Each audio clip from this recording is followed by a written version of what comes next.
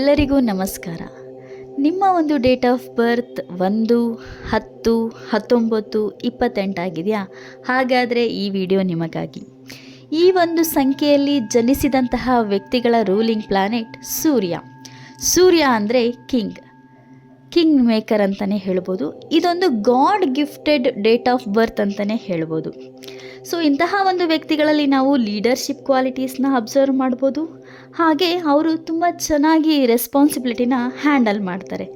ಅವರ ಆ್ಯಕ್ಷನ್ಸಲ್ಲಿ ತುಂಬ ಕಾನ್ಫಿಡೆಂಟ್ ಆಗಿರ್ತಾರೆ, ತುಂಬ ಧೈರ್ಯವಂತರೂ ಆಗಿರ್ತಾರೆ. ಇವರಲ್ಲಿ ಬೋಲ್ಡ್ ನೇಚರ್ ಇದೆ.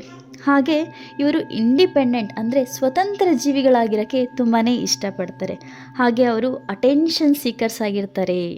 ತುಂಬ ಅಪ್ರಿಸಿಯೇಷನ್ ಅಂದರೆ ಇವ್ರಿಗೆ ತುಂಬಾ ಇಷ್ಟ.